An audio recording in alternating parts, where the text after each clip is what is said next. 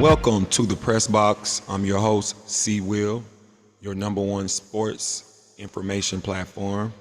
Today we have a pretty good topic to talk about today. We're going to dive into the turmoil of the Philadelphia 76ers and James Harden.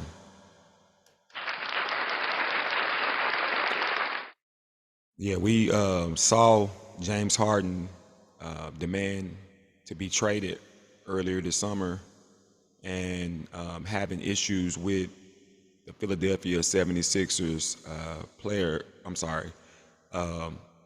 owner, Daryl Morey. And, last night they opened up against the Milwaukee Bucks and they told James Harden to stay in Philadelphia. So we're going to dive in to this turmoil, like I said. And before we do, we'd like to encourage you guys to give us a like. Go ahead and support the channel. And if you like the channel, go ahead and subscribe to the Press Box so you can be up to date on all the sports topics such as this.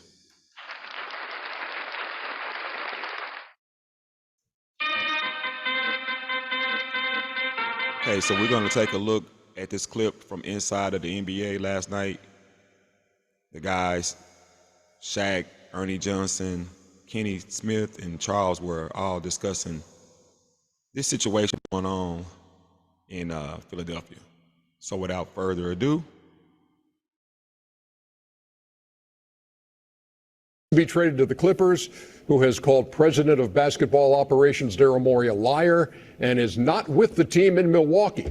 Let's get the latest on all this from a guy who can certainly sort it out for us, and that is Chris Haynes. Chris, lay it out for us. EJ, let's go back to yesterday, and glad to be back with you guys. James Harden showed up to practice yesterday, and the Sixers were surprised. He was away for 10 days for what the team is calling an excused absence. But when he arrived at practice, I was told that team officials kind of suggested that he should stay back, not travel with the team to Milwaukee, so he can go through his workouts, because he's been away, go through his workouts. And James Harden, from what I was told, interpreted that as a suggestion. So he went through practice.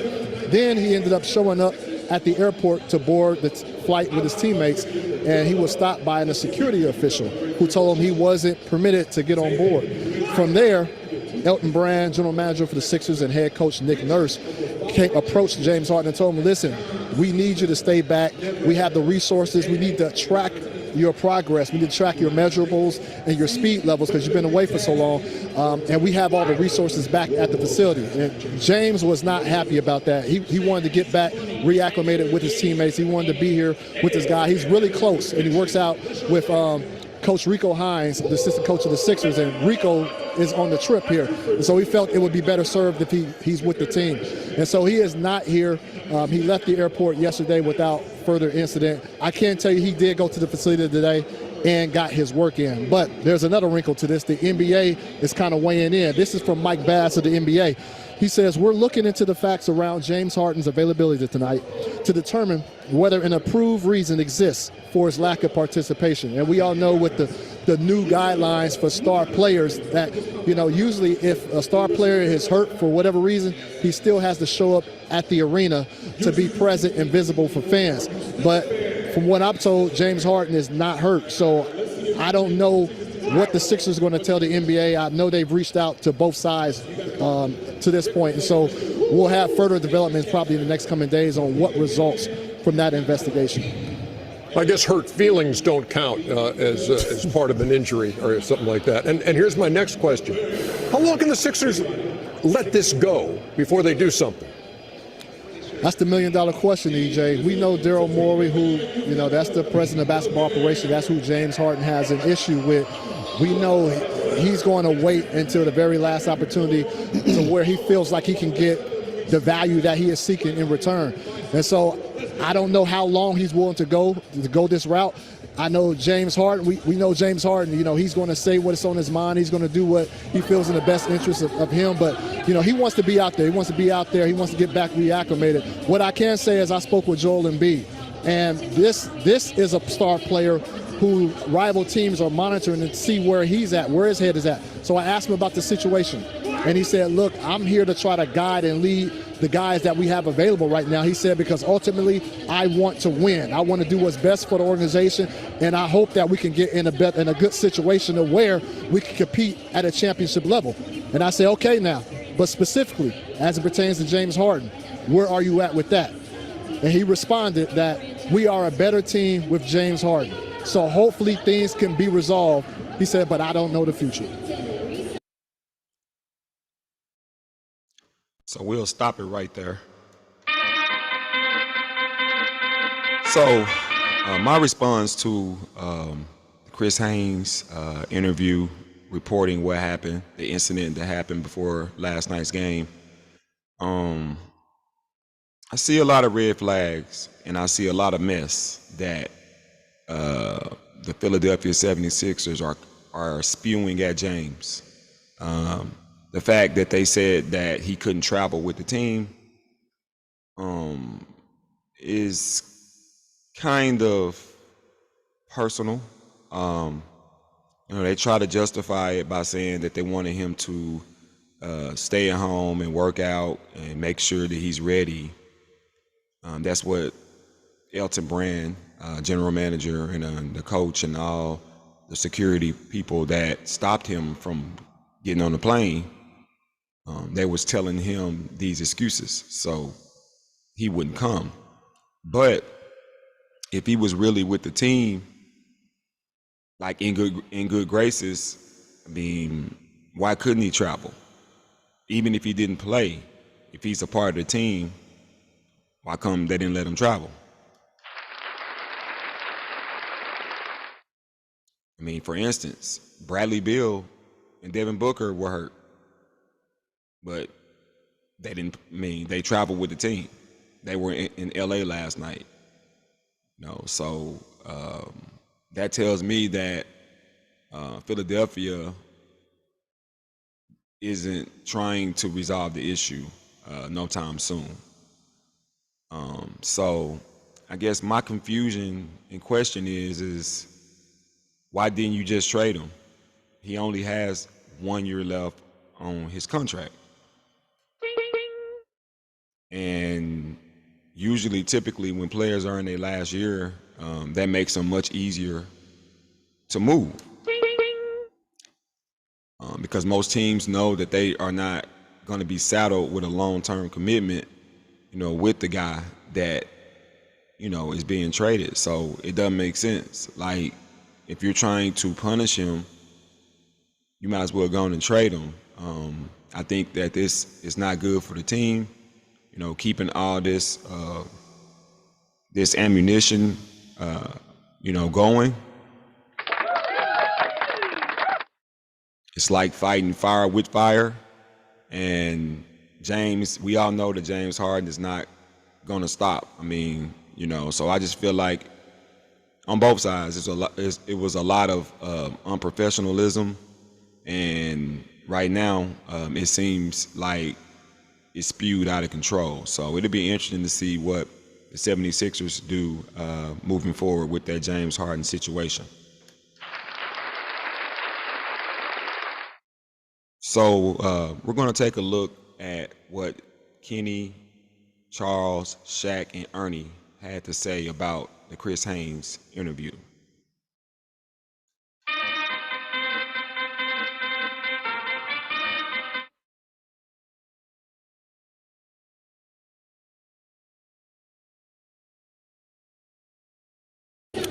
Chris Haynes, thank you very much for shedding whatever light you could on a situation that, man, it just gets more tough to figure out as the days go by. Chuck, what's your take on it?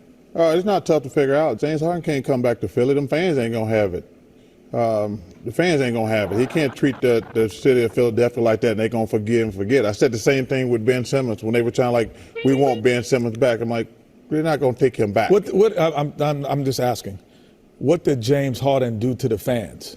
Well, when you play for a team, you have an obligation to the fan base. He didn't show up for work for 10 days. You just can't take time off because you're unhappy you ain't getting traded. And first of all, Daryl Morey screwed this thing up too. James Harden got 1 year left on his deal. The notion he gonna get a bucket load of picks and players to have a guy who's only gonna be on that team for 1 year, he's not gonna get a good deal. He's got to make the best deal possible. The irony of this whole thing is, if he had traded James Harden a month ago or 3 weeks ago, they might have been in the sweepstakes to get Drew Harden and Drew Holiday. They would have had a better team. Now there's nothing they can do. They probably gonna get a couple bench players for James, but the notion that they're gonna get a lot for James, who has 1 year, and first of all, this is the 3rd year in a row he's demanded out. Yeah. You think some team is gonna give him a long-term deal? Hell no.